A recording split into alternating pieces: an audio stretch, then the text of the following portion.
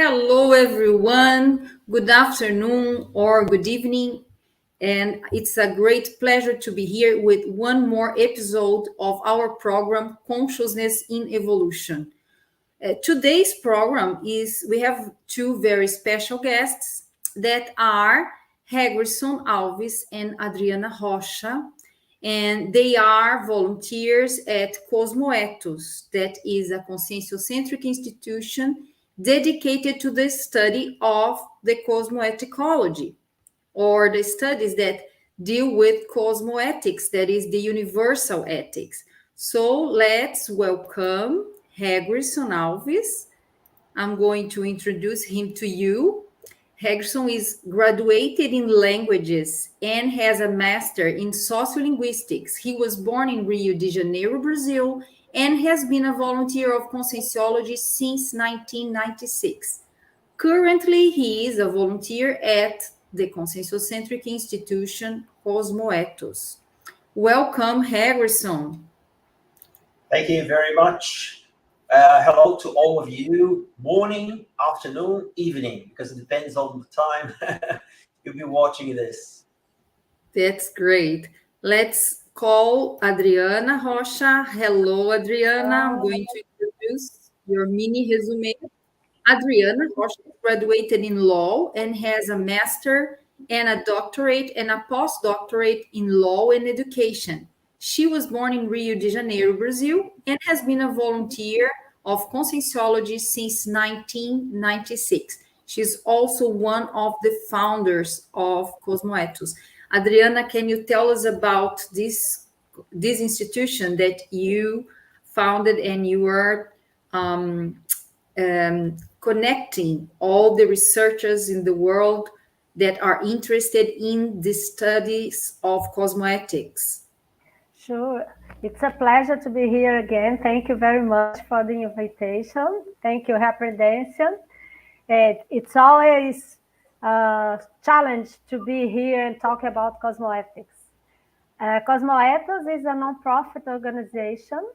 We've been founded in 2015 from a request from Professor Valdo Vieira. Professor Valdo Vieira was the founder of Conscientiology, right, Ellie? And he asked me and Hegrisson that we had to found a nonprofit organization, a conscientiocentric organization to research cosmoethics, universal ethics. We've been research cosmoethics since 1996, Hegrisson, right? Yeah. So for a long time, because it's one of the speciality that we were connected to from Conscientiology, right? And so we working since then in cosmoethics since 2015. Nowadays we have 11 volunteers. It's a non-profit organization, so we all are volunteers. We don't receive money for our lectures, our research, our volunteer in each area that we have. And these volunteers are from all over states from Brazil. We had one from United States, but she had to leave. It's a pity, but now we have 11 from all over the states from Brazil. And our main office now is in south of Brazil, in Rio Grande do Sul, in a city called Caxias do Sul. And our president, our general coordination nowadays, it's the teacher Alexandre Grauman. He's an engineer. So it's a challenge. It's very good. We are very happy to introduce this wonderful conscientiocentric institution. And Hegrisson, today's lecture, I'm going to put here the slide, right? And you decided to talk about cosmoethical dilemmas. Why, Hegrisson? Why did you choose this theme? You know, when Adriana said that we founded this Conscientiological institution in 2015. We had been researchers of cosmoethics for some time before that. And when it's really important when we have an institution dedicated to a specific, right, specialty in Conscientiology, because then you start really deepening your understanding, right, about that specialty. So Cosmoethos has been giving us lots of insights, right, into what really is cosmoethics. So one of the things we've been talking about is how can we solve dilemmas, because we have dilemmas every day in our lives, right? We have, if we can say, soft dilemmas, right, and we have very hard dilemmas. So the idea here is to talk about how we can solve these dilemmas, right? And how we can move on, carry on, right, with our lives. Because sometimes we get stuck and you don't know what to do because you have no idea which option, right, to choose. So that's the main idea here. Good. Very good. So you can get started at any time you wish. Okay. And just a second, I want to remind our listeners that they can send us questions at anytime you wish. We are going to try to answer all of them. Okay? Feel free to participate. Okay. Structures, there's no need to because we have already been presented by Eliane. Yeah. So this is the principle of disbelief, a very important principle. And principle, as we'll see later, is uh, one of the guides we have, right? So that we can know where to go to. So this is a very important principle, right? Don't believe in anything, not even in what is informed here. Experiment, have your own experiences, and we add something, which is reflect upon your experiences. Because sometimes we have experiences, but we do not stop to reflect about the experience we have. So this is really important to reflect upon experiences we have so that we can come to conclusions. And these conclusions, of course, they will help us to recycle, right, or not. So this is the idea, because when we talk about dilemma, right, or dilemma, as Liani said, which is also correct in pronunciation. We have two different pronunciations for this word. We have, as you can see there, we have two ways, or more than two ways, and to choose, and you have to choose one of them.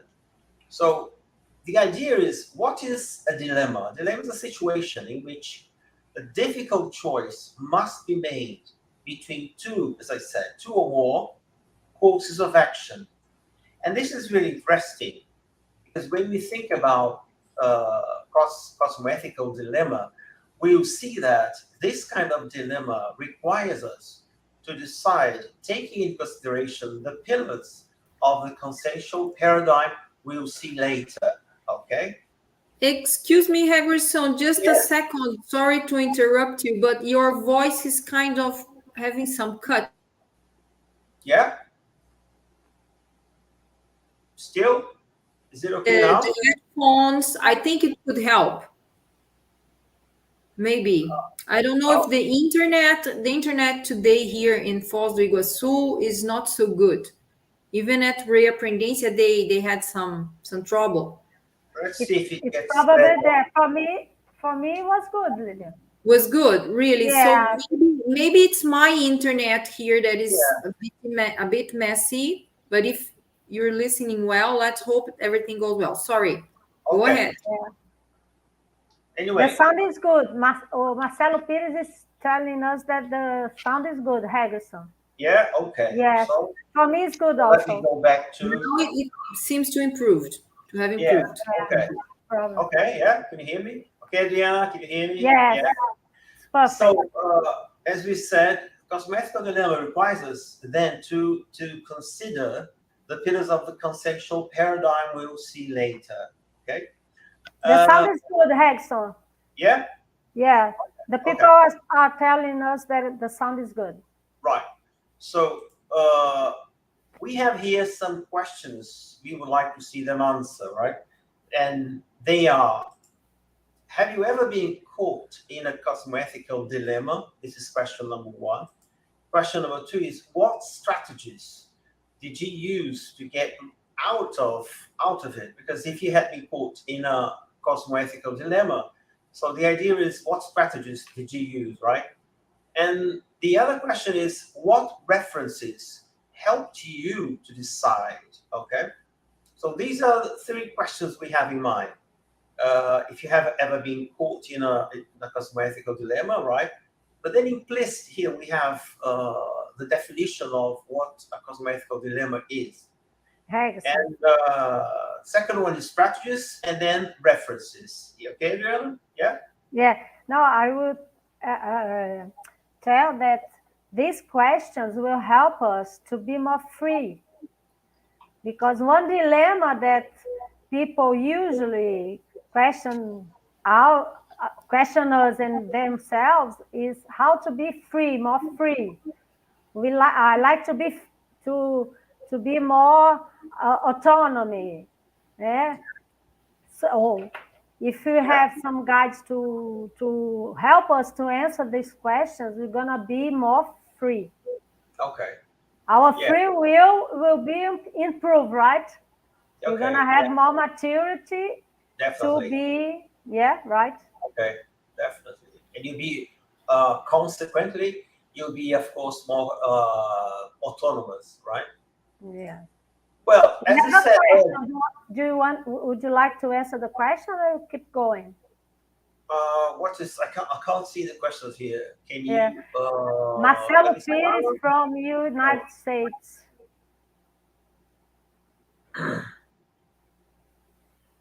Oh yeah, he's asking. Now I can see the questions. I'm gonna read for the viewers, right? Marcelo Pires has a question. For first comers, what would be the difference between an ethical and cosmoethical dilemma?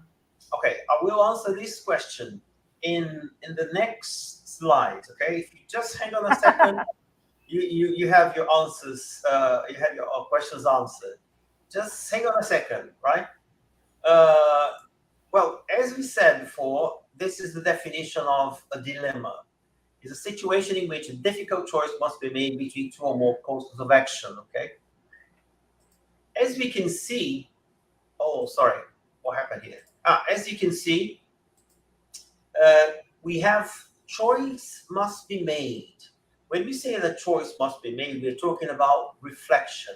You have to reflect upon or on something, right?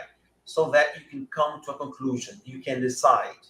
So the first thing we have to bear in mind is that we have to choose. We have to reflect upon something. And the second one is the action, which is what we say, we call it the conduct. So you have to reflect so that you take an action. You decide which one you want to do. Okay? That's a very important point here. So we have to think about the most appropriate action to take. That's the idea. So think about an action, right?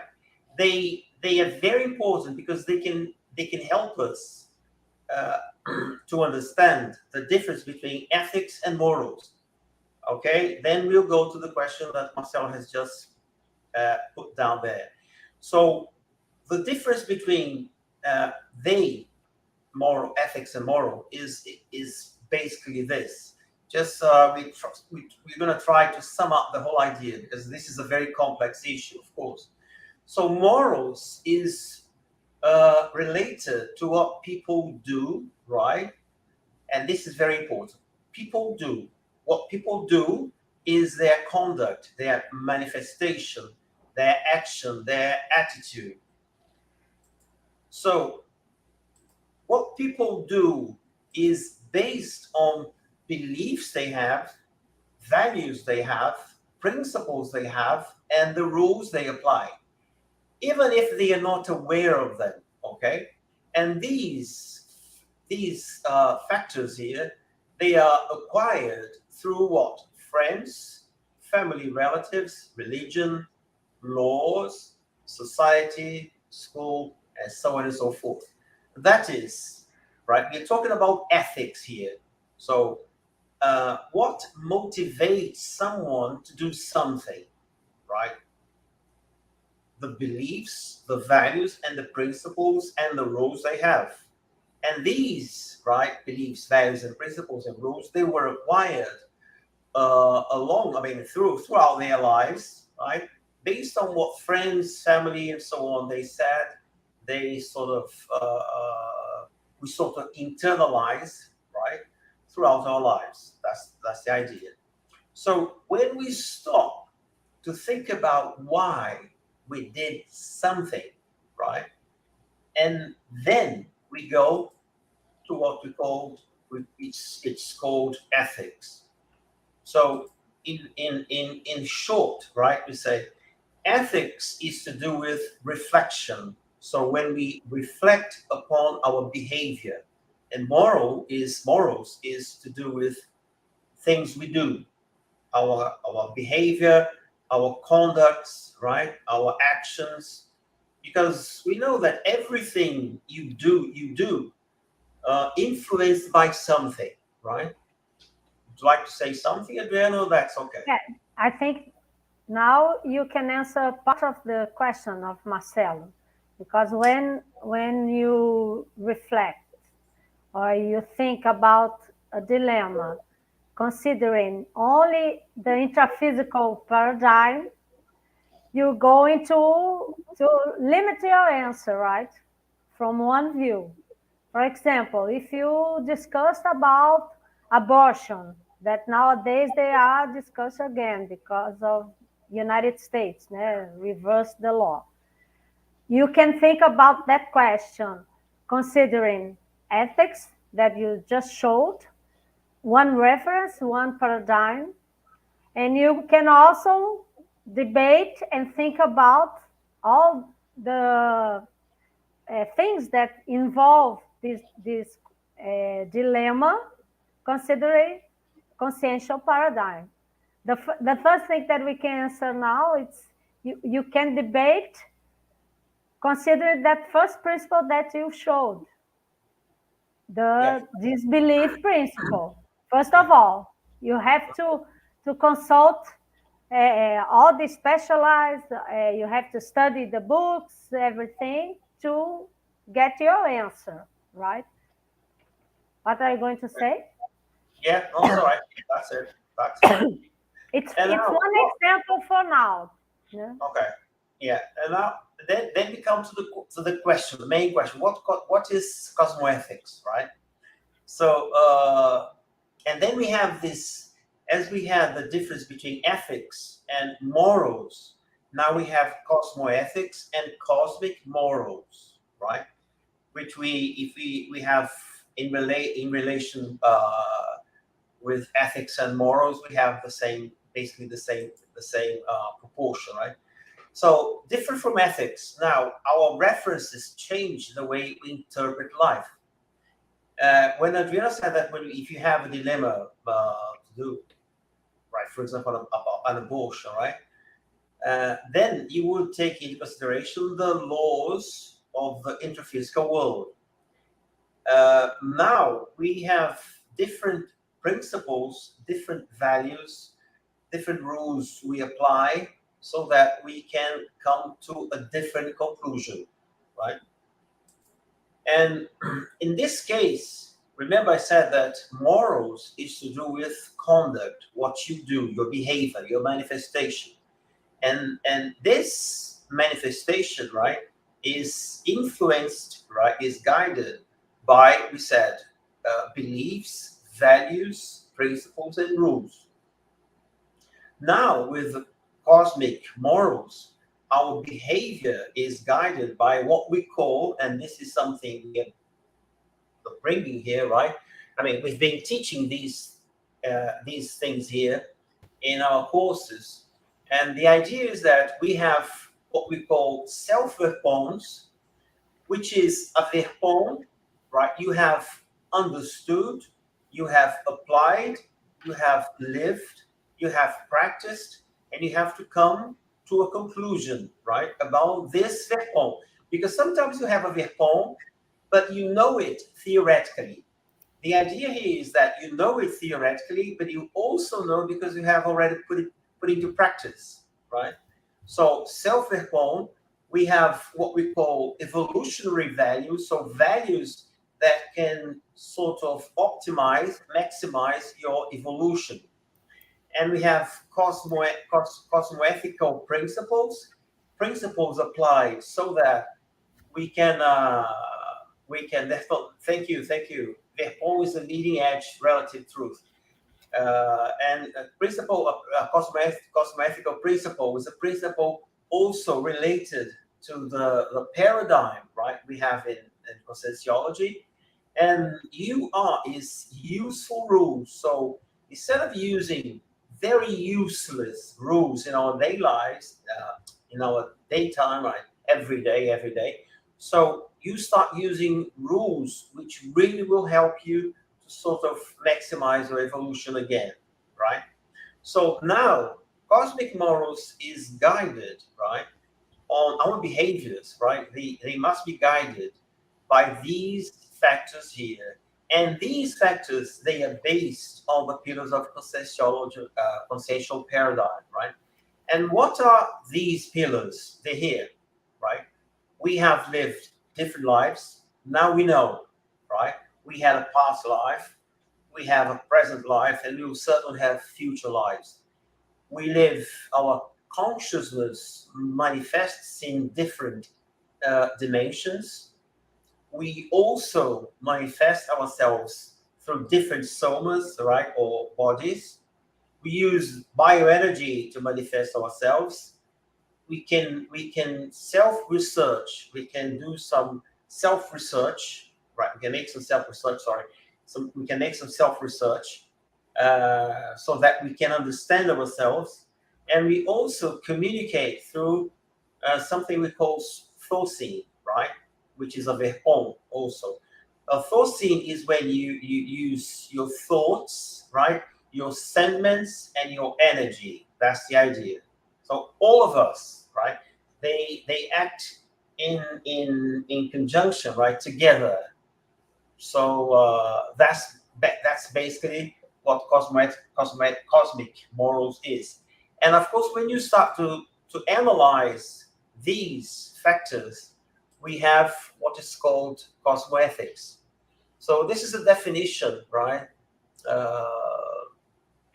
suggested by Val Vieira in a book called 700 Experiments of Conscientiology, which he has a version in English.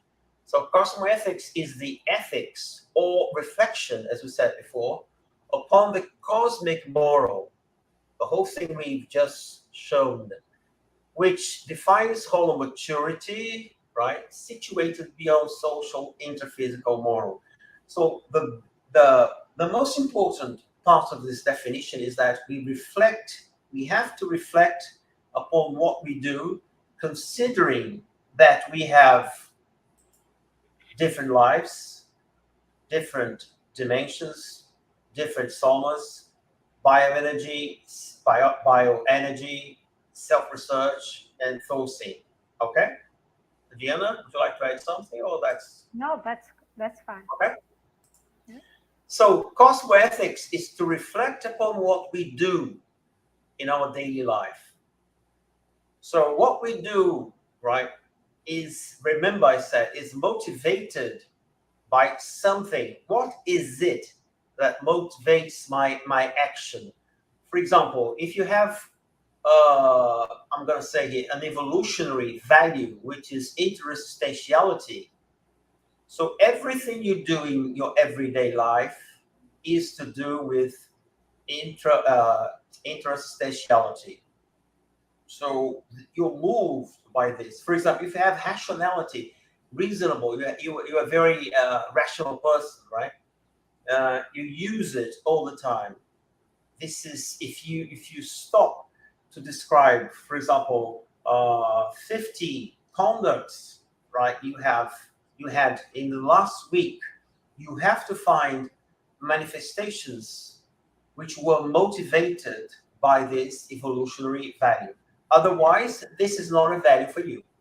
If you say, we can give another example to Marcelo to answer his question, considering that definition that you showed us from Valdo about dilemma. We can, for example, a very simple dilemma, because the great thing I think about knowing cosmoethics, apply all the paradigm to answer our daily life dilemmas is to know how to answer the simple dilemmas so we can go further and know how to answer a very complex dilemma.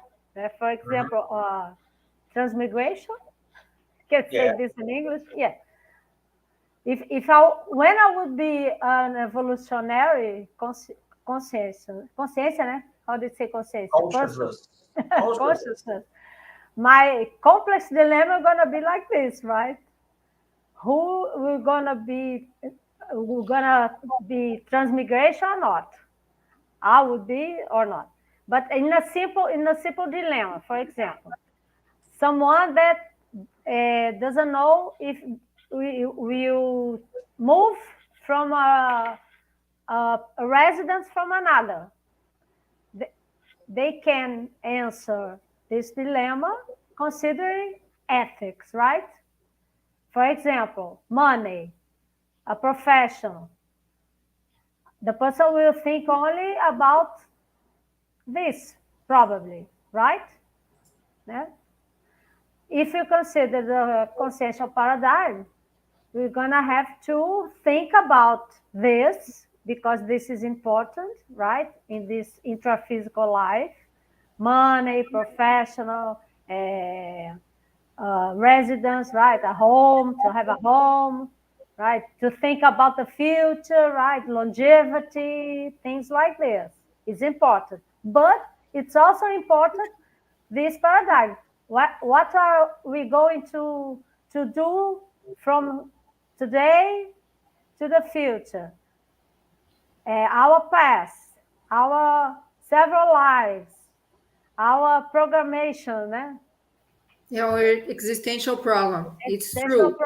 Yes. The thing gets much broader, Adriana, when we think about which step to follow, which path to take in this life, in the present time, when we think about the multidimensional approach that Conscientiology has, and also the multiple lives that we are supposed to have. Exactly. What are you going to do, right, for us and for others to live here for our future lives in this dimension also? So a simple dilemma can be more complex, but we have to be able to answer, right? So we have to get used to think about cosmoethics, considering the paradigm, the consciential paradigm, the cosmoethical principles, the new values, right? The new, all the things that we are going to know, and that we think it makes sense. I think this is important, right? We are not going to convince nobody. We're just informed the things that for us get results, good results, got good results. We change lives, etc.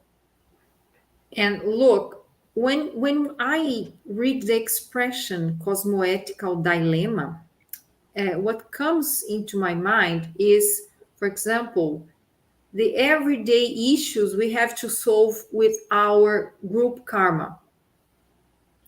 And sometimes we have different opinions inside the group, and that causes a lot of trouble, a lot of discussion. And this is a dilemma. How sometimes we have to go against one's opinion, and then the person gets against us, doesn't like, stays hurt because our opinion is different. And so how can we deal with that when we talk about group karma? Because we have many ways to deal with that. We can be very hard and strict, to have a positioning over an issue, to take a stance over something we believe it's the best. Or we can do the what we call consolation task, and we don't agree, but we don't want to cause any trouble and to confront the person, and then we accept. So but that's not sometimes not good, it's not the best.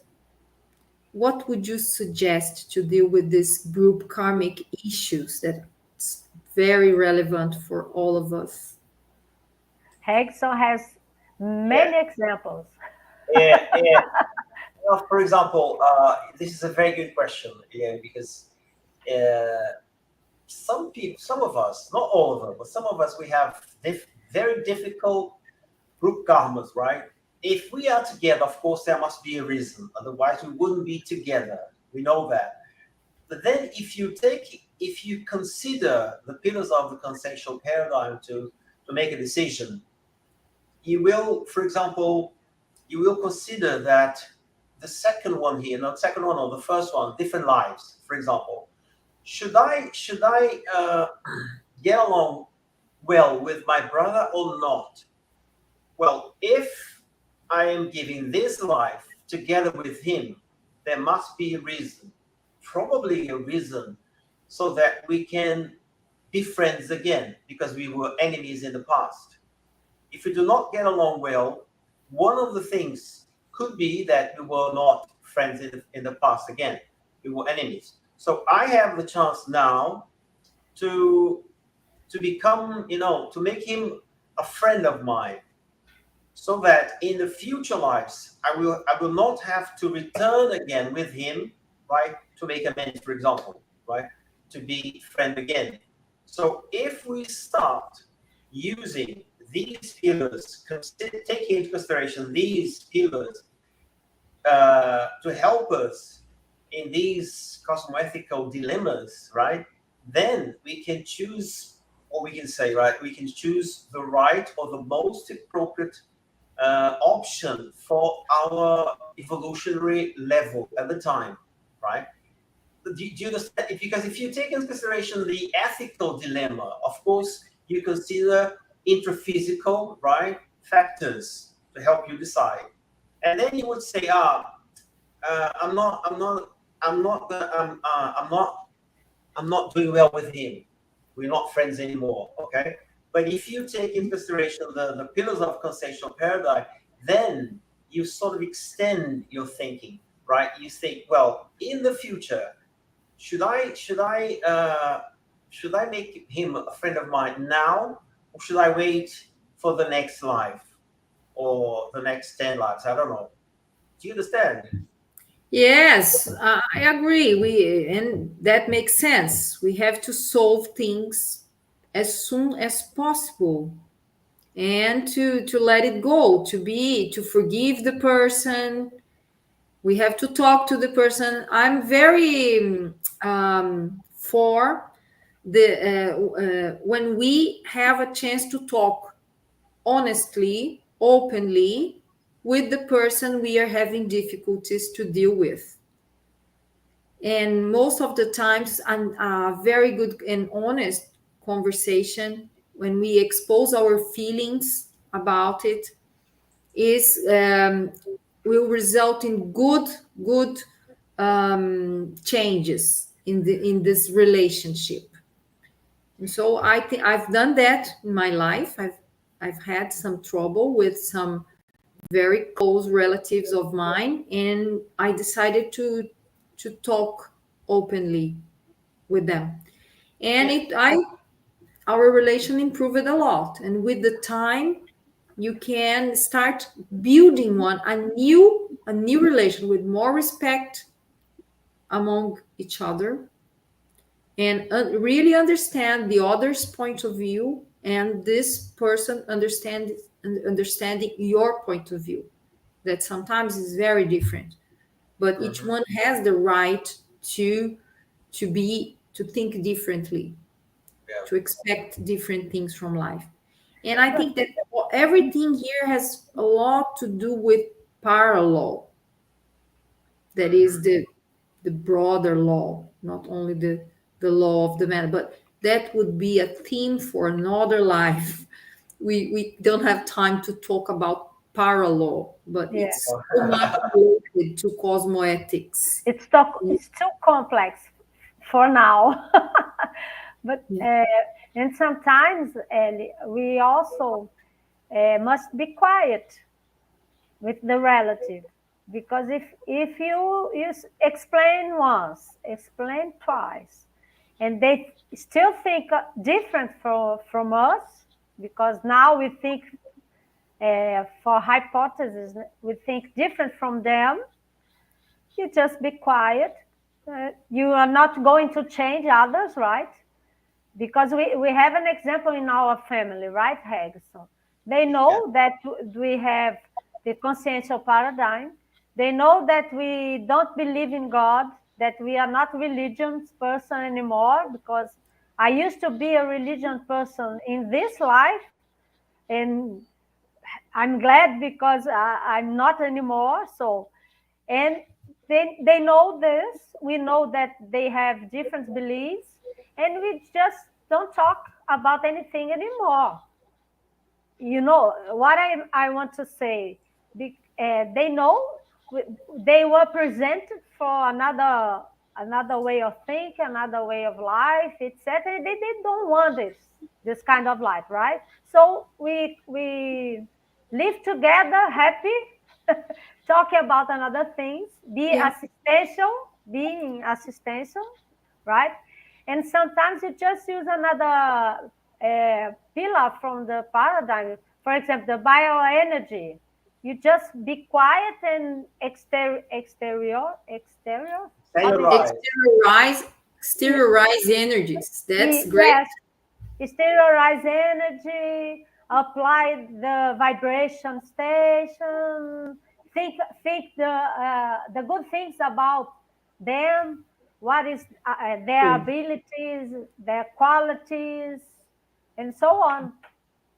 What came to my mind is an expression that is silêncio cosmoetificador, in Yes, English, cosmoetificator or cosmoetifying silence. silence. Silence. Yes, Yeah, That that's right. sometimes it's necessary, it's the only way you would get acquainted with someone. That's it. Yeah, because we have to think about different lives. For example, today in this life, I'm a sister from someone, or a brother, or daughter, right? But in other life, Yeah. what role we had? Probably we had Certainly we different. had some role. Exactly. So if we think about this, you also apply your view from the situation, and you're going to start also to be more understanding, right? That what Hegrisson also tell us, to be a friend in this life, because if probably sometime they are going to look for us to help. And I think this slide that you have, it's great because it shows a summary of what you are doing. It's a kind of formula that if you understand really these pillars of conscientiology, that are the pillars of consciential paradigm, if you understand and you can do the paradigmatic interchange in your life, you can see things through these pillars, you can really solve dilemmas in a much better way. Any Yeah, dilemma. exactly. I think so. And we are going to learn how to resolve, right? Sometimes Yes. we're going to be right and sometimes we're going to be wrong. And The important thing is to learn with our mistakes and don't make the same mistake again. yes. And Adriana, I want to take this opportunity. I have a question here from Anna Yogan. I will post it here. But before that, I want to take this opportunity just to divulge our next course, Fundamentals of Consciousness Evolution, that will happen, that will start in September 3rd, and it's going to be adequate, very suitable for Australian time zone, okay? Because it's going to be here in Brazil, Friday and Saturday evenings. Friday and Saturday evenings at 9 p.m. So it's a bit late. It's going to start, it's from 9 until 10:30 p.m. And in Australia, it's going to be the other day. It's going to be Saturday and Sunday morning. So in this course, we are going, it's a basic course with 50 hours, and we will discuss and learn all the pillars of the consciential paradigm. We will talk about cosmoethics. So if some of our listeners are interested and get in contact with us in our website, it's going to be a pleasure to have you as a student. So it's an entry course, very comprehensive. And now I will post our question from Anna Yogan. Okay? I I suggest Adriana can answer to this question by seeing it in two different Yeah, paradigms. I'm She's gonna a read lawyer. it. Yeah, she's a lawyer. So she could see it as an ethical dilemma and also as a cosmoethical dilemma. So what's your opinion about assisted suicide? That's the question, yeah? So Yes, yeah, Adriana, as a lawyer, interphysical lawyer, how would you approach this dilemma? yes. But And as a look, cosmo, Adriana, the question I'm gonna read for our listeners. What's your opinion about assisted suicide in cases as ALS, amyotrophic lateral sclerosis? That is a disease. I don't know. I'm not from the medical area, but I suppose it's very how DJ? can I say that it's degenerative. There Yeah. is no way out to get out of it. So I'm going to answer first of all from the interphysical view, right? The first thing that we're going to research is the law in which country or in which city the person lives, right? Because they have to know what the laws say about this. For example, in Brazil, we have lots of cases decided in Supreme Court here in Brazil. In some case, they authorize the suicide assistant, and in some case, no, right? Depends of the person. Então, the first thing, the first answer is like this, right?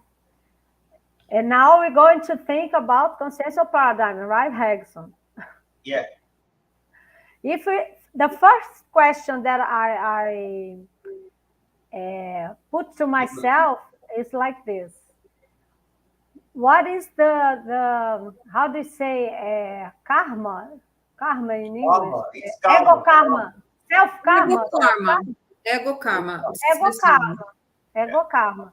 The person probably, I don't know, it's a hypothesis, right? Because we need to have a really big view, right? Like a evolutionary view to know the case of that person, to answer, no, in that case, from her to her or to him, this is a case of assisted suicide, because from here to the future, there is no more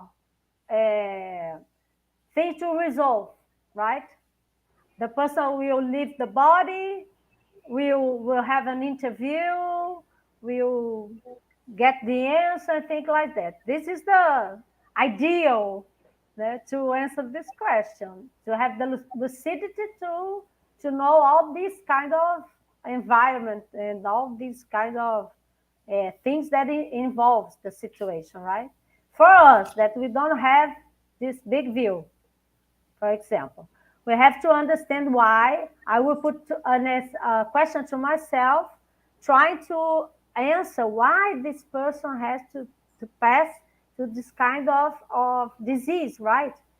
Maybe the person has to get more life, to reflect more, to be more patient, to understand others, to understand himself or herself, And there is also the group karma that sometimes, many times, most of times, has to also learn something from that disease. So, Okay. it's something that we have to really analyze case by case, because Yes. Exactly.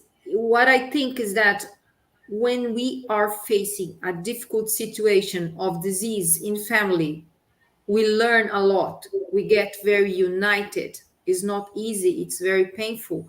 However, we end up changing, going through deep changes in our personality for the better.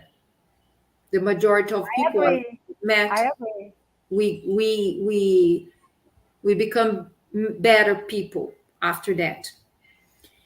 If And you there is also something that I've heard from Professor Valdo Vieira, that is a parapsychic and has a lot of experience. He said that when the person is ill and stays in bed for quite a long time, it's a way that he's able to go out of the body and have start acquiring lucidity in the extra physical environment, and that's going to be very good for him when he passes away, because he will learn how to be aware in the extra physical dimension, and it's going to be better for him to go through the second desoma. What is the second desoma? The soma is death, the death, right? The death. And we pass through one desoma, that is the physical one, and the second desoma, that is the death of the energy body. That's we explain a lot in our classes, in our previous lives as well. So it's for the person who's ill, and this exercise of going out of the body and seeing the extra physical team that is helping him, he can do even reconciliations and get more lucidity in the extra physical dimension. So it's another thing that if we go into assisted suicide, we cut these you cut, processes. You exactly. cut I think every it's a very exception no, action conduct. conduct only if you have that cosmovision that the evolutionary has. Yes, If because because we don't have this cosmovision, we have to help the person and help the family and everybody to pass through this reconciliation. I think the first thing is a really good reconciliation. If you get one of the pillars that is there on the slide, past lives in this life, a person has a disease, a good, very extreme problem in health, and we now we have the opportunity to help each other, as you said. very good. Excellent. You see that very interesting this exercise, right? We here doing, because we're thinking about the pillars of the consciential paradigm to decide whether we would do an assisted suicide or not. We have to take into consideration different lives, to know that probably what the person is suffering now could be a result of something the person did in the past. So if you do it now, you will sort of interrupt, right? You will abort the experience, this life with the person is having now. So the learning, right, as you said, and you also mentioned that when you go out of the body, right, you have an extra physical out of the body experience. Then you can see what's happening, right? You can be more lucid about that. So you see that we have to think about these pillars. It's not very easy, and also we have to take into consideration as we said before, self-reform, evolutionary values, cosmoethical principles. One of the principles, for example, would be you would never hurt a person, right? Then you would have to stop and think about why you want to do this. If this is really good, it's going to be good for the person who is being assisted there or not. So this is very complex. It's not very easy. This is a kind of a complex dilemma. We have a simple dilemma, of course, but we have a very complex one. In this case, Adriana is quite right, and Elaine too, because we have to have this cosmic vision. I don't have it, right? Probably an evolutionology, right? Evolutionary consciousness has. So this is the only one. I remember Val wrote something on 700 experiments about this. Yeah. Okay. But you said something that is important, Hegrisson. Very good. It's a rule. It's a rule.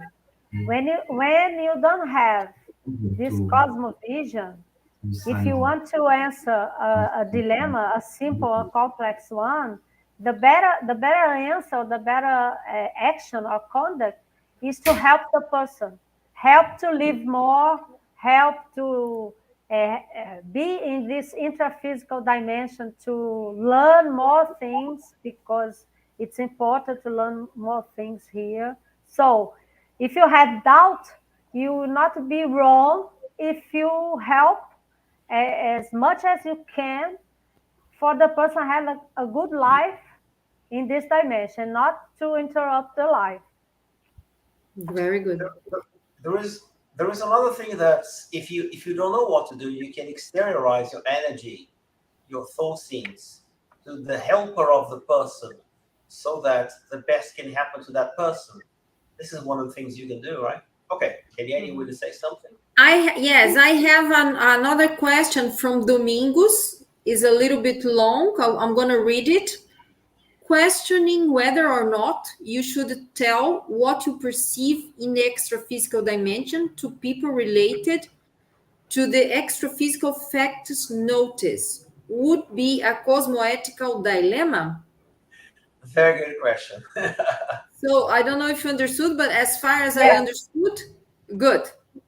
Adriana, can you answer the question? You can answer. No, you have already had this experience. Yes, I did. First of all, it's a cosmoethical dilemma. I agree. It's a cosmoethical dilemma because sometimes, and I think in my experience, most of the time, we don't have to tell the person the experience or the extra physical view that we had from the person. First thing that I do is to bring to myself and see if I saw these things, or if I experienced that extra body experience with someone, I have to do something, assistance, to help the other person in silence or energy, or try to help the person to resolve some things, something like this. In other cases, if he, for example, if he's Hegrisson, sometimes I tell him, sometimes I wait an opportunity, because I saw him and I think, no, it's not the time. He will not understand now because he's thinking about another thing. I'll try to wait and to see a better opportunity. Hegrisson? Yeah.